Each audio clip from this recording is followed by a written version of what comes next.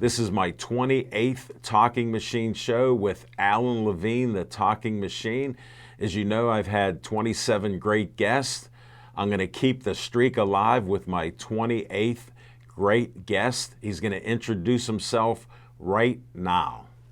Good afternoon. My name is Howard Smith. I'm from Pittsburgh, PA, and I'm a youth ice hockey coach with USA Hockey, Mid-American District here in Pittsburgh. Welcome aboard, Howard. Thank you. I've been talking about having you on a Pittsburgh Sportsline show. We've mixed it up a little with COVID. We've had great conversations. We have a mutual friend, Jake Clancher, who introduced me to that. So shout out to Jake. Thank you for that. He said we'd be friends.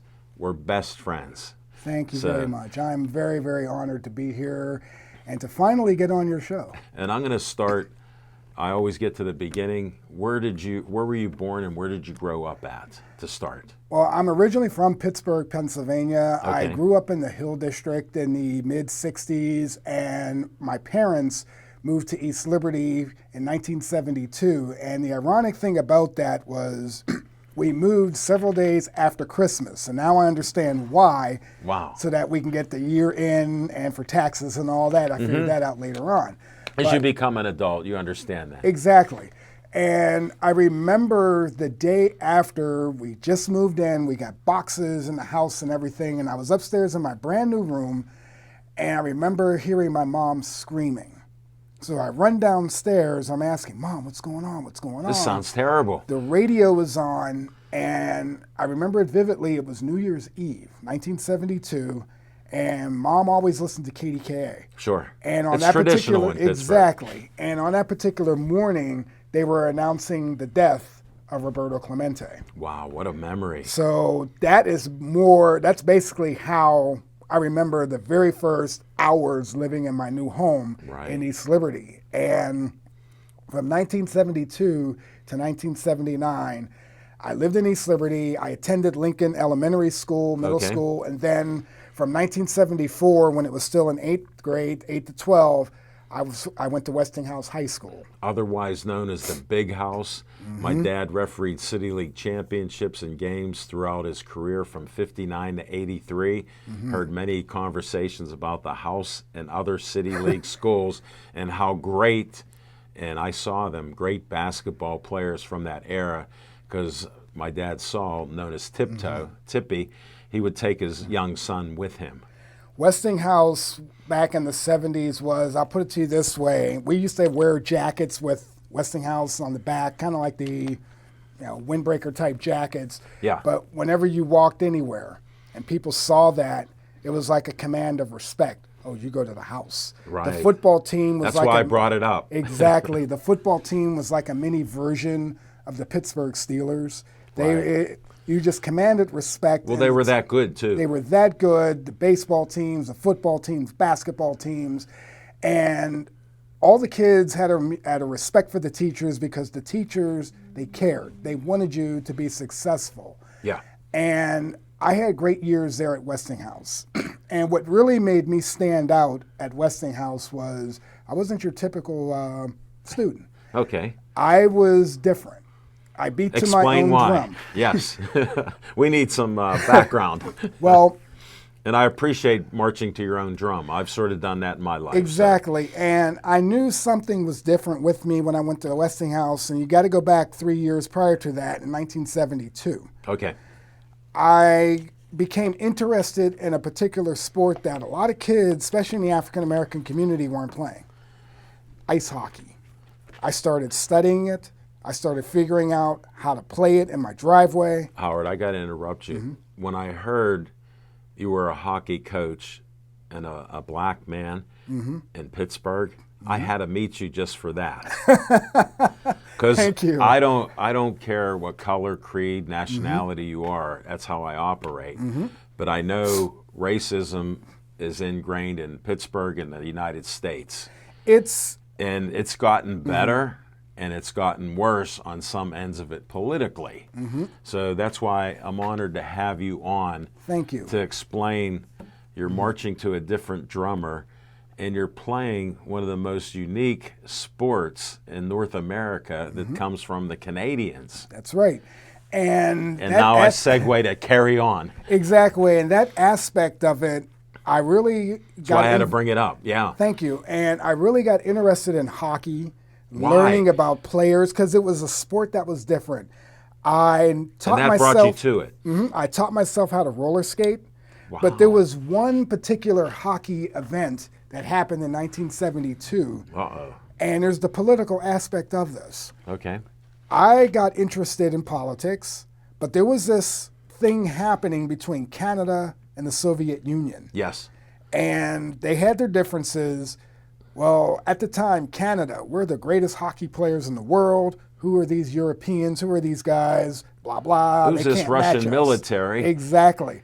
Well, there was an 8-game series that just riveted to me. And the majority of those players from the Russian teams were all military.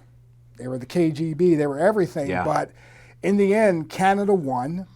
But it was a sport that said, this is what I want to play.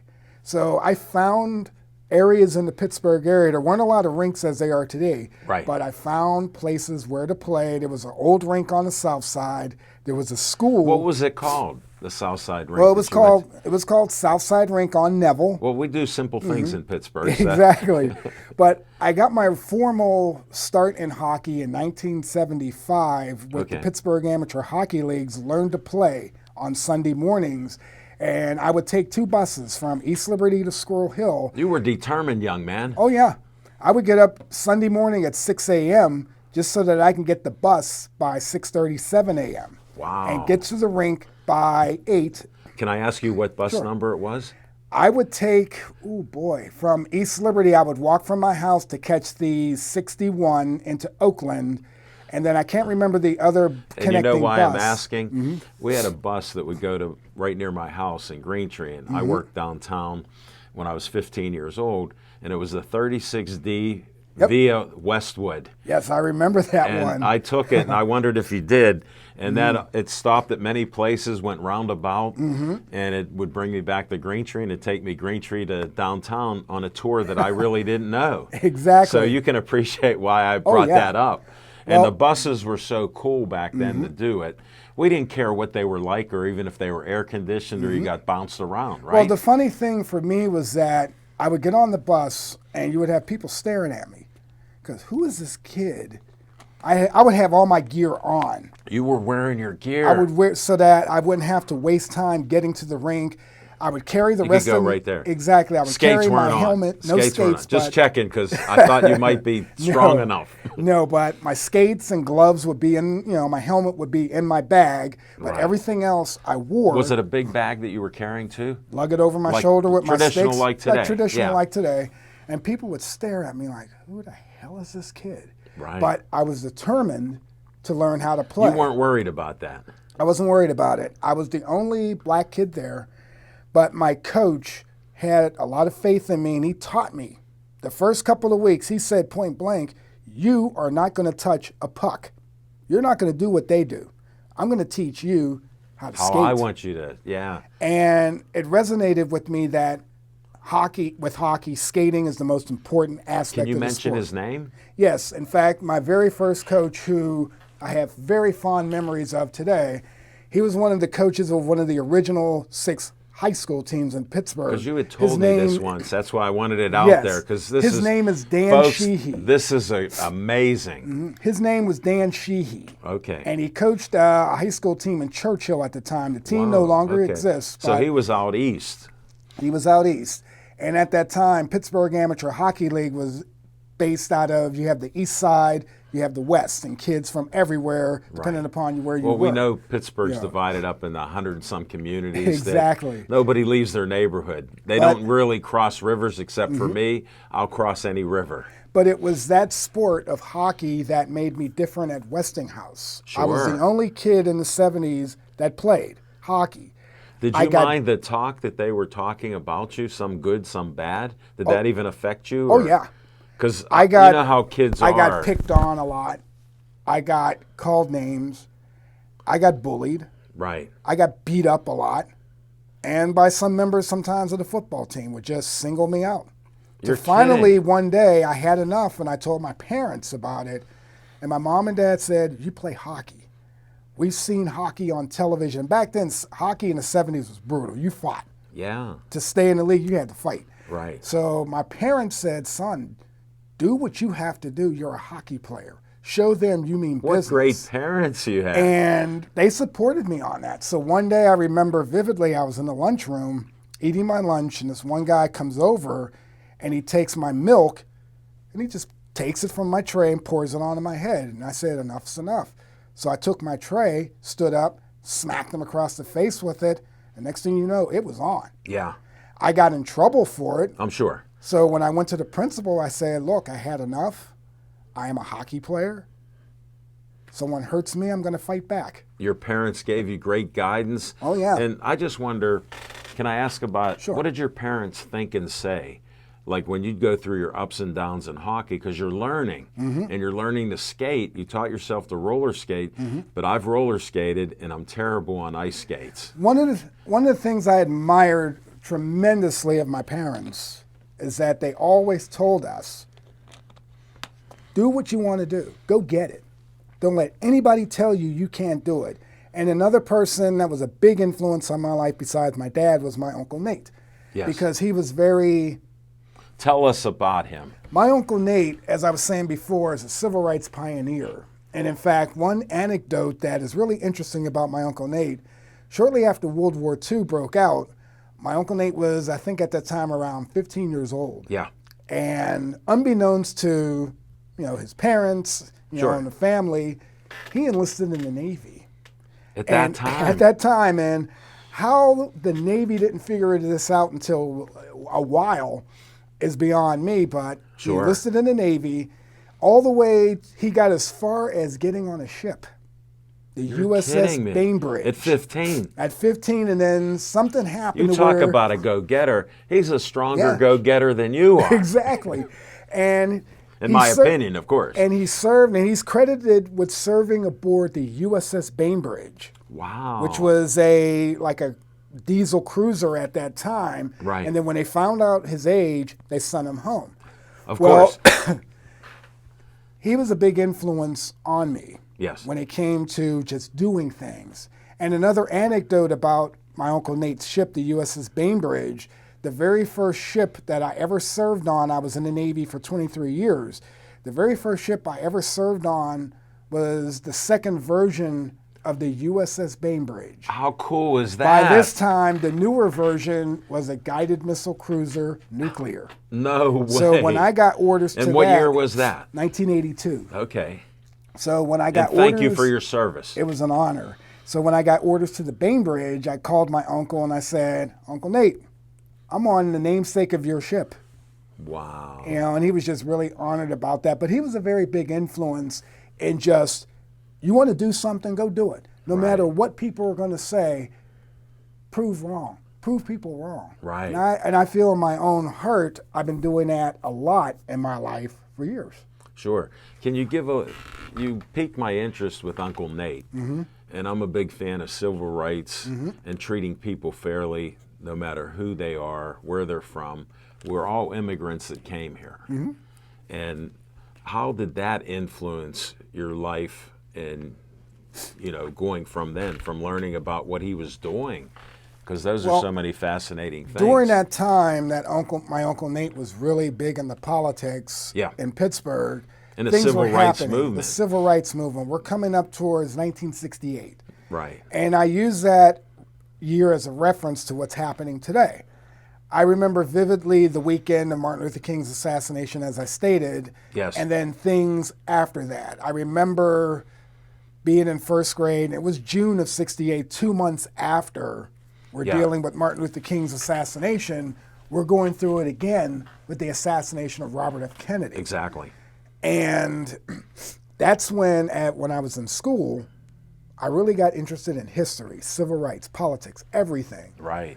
I would watch the news in the evenings, and then with my friends, we would play games. I would pretend I was a news anchor, but I understood. Really? I understood things. And my parents always said, whenever you're reading something, enunciate the words. I never had a Pittsburghese. My parents didn't want me to have one because they didn't have one, but they always said enunciate your words so that people can understand what you're saying. Right. We cut words short and we put S's on it and we change different vowels. So things being like in that. school, and especially at Westinghouse, that's what made me different because I used different words, different vocabulary. No wonder you were picked on and bullied. Exactly. Because you weren't trying to fit in one bit. I was, like I said, I was beating on my own drum. And you did well at it because you're here talking on the Talking Machine show, the 28th. It's an honor, sir. So your parents always supported you. My parents, my siblings. Tell me about siblings. You opened up for me. That was perfect. How many siblings did you have? And tell your unique story. Well, whenever people ask me my story about my family. And thank you in advance. You're welcome. I tell them this unique story about my mom and my dad. And when I look at pictures of my mom back in the 30s, 40s, I can understand why there are so many of us. I'm number 11. Or back then, my dad used to introduce me to his friends, and this is, my baby Howard. He's the last of the Mohicans. I like that. And I'm a reader one day, of I kept asking myself, am I a Mohican? So back then, there was no internet. You had the encyclopedias. So pull out an encyclopedia, found the word, and then one day I asked my dad, I said, Dad, am I an Indian? He's like, what are you talking about? You keep telling your friends I'm the last of the Mohicans. It's a great book. He just laughed. Yeah, it's a great book, and it was a great movie. Well, I'm number 11, but it starts like this. All right. Mom and Dad had 4 girls. Wow. Okay.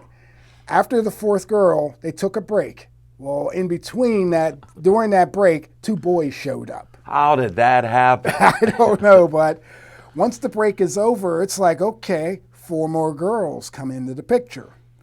And just when you think it was all over, here comes number 11. Because I counted 10 on that. Yep. And I got to interject my story because we have so many similarities. Not with my family. I'm the only boy with 3 sisters, 4 of us in 5 years, so we were close. But my uncle and my great aunt, they had 1 girl, 2 girls. My uncle, known as Uncle Kicky, was a great sports guy, basketball player.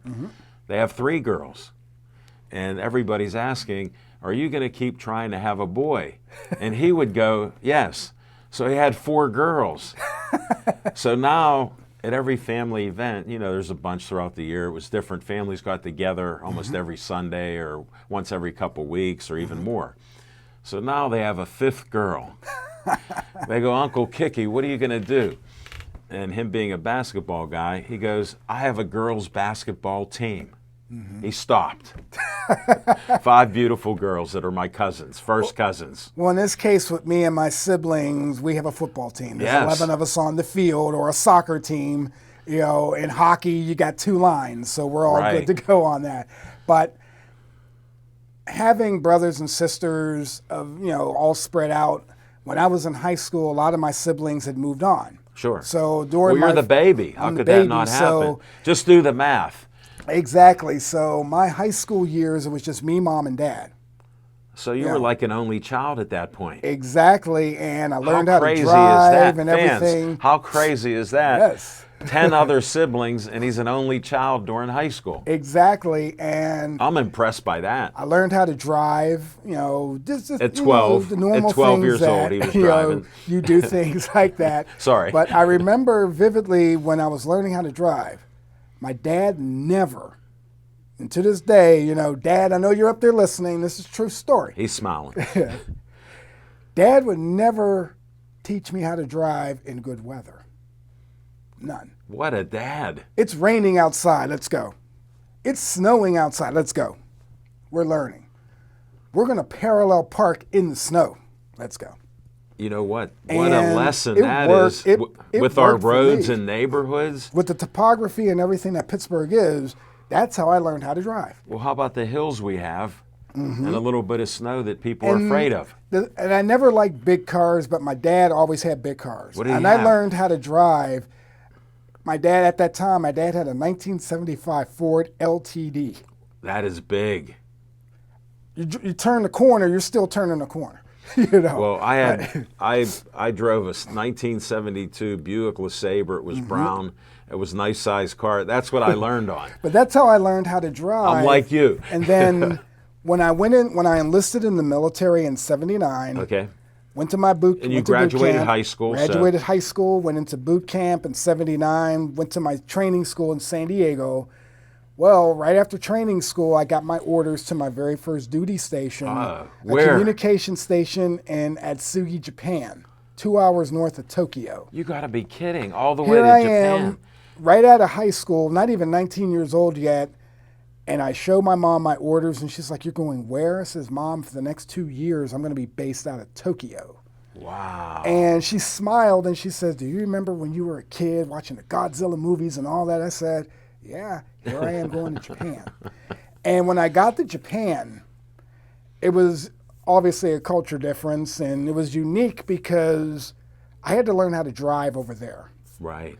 And there was no Ford LTDs over there. You had small Toyotas and Nissans and whatever. So the first car I ever drove in Japan was a Toyota Corolla. Get on. It was a wagon, like a 1976 or 77 wagon. That was a little bigger than the average car. And I bought it from a guy that was there, stationary. He's getting ready to rotate back to the States. Sure, so there's an opportunity. $200, gave it to him. Well, it was a stick. Oh. I had to learn how to drive a stick. In Japan. Yes, in and before that, on the base, we had these little minivans. Yeah. And I had to learn how to drive those, but they were 3-speed on the column. Right. Or as they affectionately used to say over there, 3 on a tree. Yeah, yeah. So I learned how to drive a clutch and everything. So when I got back to the United States, came home for a bit, my mom and dad got a brand new car, a Cadillac. And he's like, "Son, key's yours, go drive." You couldn't drive it. I sat there. Couldn't drive it. I know. I had forgotten. How'd I guess? So I got my bearings back, and I realized I had to go get my license. So I went down to Washington Boulevard, where the DMV was, and showed them all my expired license, military and all that. And I said, "I need a new license." And they're like, "No problem. We'll get you one in a few minutes." I said, "No." You want to take the test? I want to retake the test. He looked at me like I was crazy. Yeah, but I like your style. You want to do it right because you don't want to get hurt or hurt anybody else. I said, "Sir, I've been overseas for the last couple of years." And he's like, "This is unheard of. We've never done this before." I said, "Well, you're going to do it now." We took the driving test, parallel parking, everything, aced it, gave him my license. And he said, "Where were you the last couple of years?" I said, "Japan." And the thing I enjoyed about living in Japan was the people, the culture. I learned to speak the language watching television, and to this day, I still remember the language. Thank you so much, and I appreciate your skills and talent. And how long were you in the Navy? Because I want to talk some hockey in the last 6 minutes of the show. Well, I was in the Navy. Not to cut you short too much, but we can talk for 2 hours, folks. Oh, definitely. Well, I was in the Navy for 23 years. God bless you. And I'm a combat veteran of Operation Desert Shield, Operation Desert Storm, the first Gulf War. Right. And most recently, over the years, the injuries that I had in the military, well, fast forward to now, I recently received my disability rating. I am a 30% disabled combat veteran, service connected. Well, again, thank you for your service. Hate to hear about your injuries, but most people I know in the service have from 10% to 50% disabilities because they put their heart into protecting us. So I appreciate everything you've done and the price you've paid. Thank you. And you look pretty good. And when did you get started with hockey? You were a child and you were playing there. Where did you play in high school? Where were you able to play? Well, just to in touch high on school, there was a rink on the south side. Right, we were there. And I was able. You notice I can go back. I was able to hook up with South High School, right by Couple I'm familiar Stadium. with it, yeah. They had a junior varsity team there, and I found out about it. I reached out to the coach. His name was Bob Weep. I told him who I was, what school I went to, and everything. He says, "You could play on our JV club team." So he said that with no reservations. No reservations. He had never seen me before. So the first practice we ever had, and this is how things are so different from today than when it was then. Yeah. Back then, we would practice. We didn't wear helmets. We just went out there. Right. Just had our gear on, went out there. No, I understand. Just played. I watched hockey. Yeah. And he gave me a chance to play. And What it a goes great back guy, to too. me being the only kid at Westinghouse playing hockey. And on my graduation day, when they announced my name to get my diploma, I remember people screaming at me, hockey puck, hockey puck. And one person literally tossed a puck onto the stage as I was getting my diploma. I picked it up, had my diploma, did like this, waving to everybody, brought the house down. The big house. We were at, our ceremony was at Soldiers and Sailors. Oh, yeah. Because So it was, how big was your graduating class? we had about 210. Nice. So Nice it was a size. testament of this is how you beat to your own drum. And then a month after You that, personified that, then you go into the Navy. then I go into the Navy, and my original intent was to only do 4 years. It turned into 23. Understood. I got But the my 23. last several years on active duty were here in Pittsburgh. Right. And over the years, I had always maintained my love for hockey, playing rec leagues and things like that. So But you it actually really- played this whole time at one time or another. Exactly. But I got into coaching in the 90s in San Diego. Wow. And then it just intensified when I came here to Pittsburgh in 2000. Howard, this is so crazy in my mind because San Diego has one of the most temperate temperatures in America. Oh, there's ice I out have there. friends that have moved there, and I've even been there, and it's like, what's the temperature? 75 to 78. Well, I'll tell you something real unique about my love for hockey. We were in a port visit in 1992 to Jabal Ali, Dubai. Wow. And every time we would do a deployment, they would say, bring your golf clubs, whatever, because there's places to go play. I would always bring my hockey gear. I figured. Because every place I found a place to go play somewhere. Really? Well, one day we were there in port. I found a rink in Dubai. In Dubai. In Dubai. Here I come That's walking a off story the for ship. another show. Exactly. Here I come walking off the ship, got my gear. There's a taxi right there by the pier. And people are looking at me like, Smitty, where the hell are you going? Oh, there's a rink in Dubai. I'm going to go play hockey. See you later. I find places to play. But it really intensified when I got back to Pittsburgh. Yeah. And I got into coaching with USA Hockey. Okay. I started coaching teams with Pittsburgh Amateur Hockey League, Pennsylvania Interscholastic Hockey League, and then just other myriad programs that I've been doing now for 22 years. Well, we got that straightened out. We got a minute to go. So can you touch on some of the youth groups and things that you've done here to help other young people become successful? In the last 22 years, I've worked with groups, for example, a program that is near and dear to my heart called Hockey in the Hood, which is now called Well, I Pittsburgh want you to Ice. get out. Yes. And the ICE stands for Inclusion Creates Equality. I Love was it. with that for 13 years. And then from there, I moved on to a program called the Steel City Icebergs, Yes. which is part of USA Special Needs Hockey, which ties into another program called the Pittsburgh Warriors Disabled Military Hockey. Nice. So when And you, aren't you involved, just to interrupt because we're running out of time, with the NHL? I was with that with the diversity and inclusion group about 2 years ago. Okay. I was on their youth hockey inclusion committee, and it was a very unique experience with everything that was happening with George Floyd and really trying to get diversity out there in hockey. I still have a lot of contacts within that group and also with USA Hockey. So it's just enjoyable to do what we do. Well, I'm going to have to cut you short, but tell me about the All-Girls Hockey League shortly, because I'm going to stretch this a few more seconds. Thank you. Please. You got me pumped up. Thank you. Well, I am an assistant coach with the Pennsylvania Interscholastic Hockey League Girls League. This is varsity girls hockey, and all the girls that play in the league are from grades 9 to 12. Wow. And High schoolers. High schoolers. A lot of the players do play amateur hockey on different teams. Some play Tier 2 hockey with the Steel City Selects. Some play Tier 1 with the Pittsburgh Penguins Elite. We have to end this and cut my man short for a future show. Thanks for all the great feedback. Stay tuned for my 29th Talking Machine show.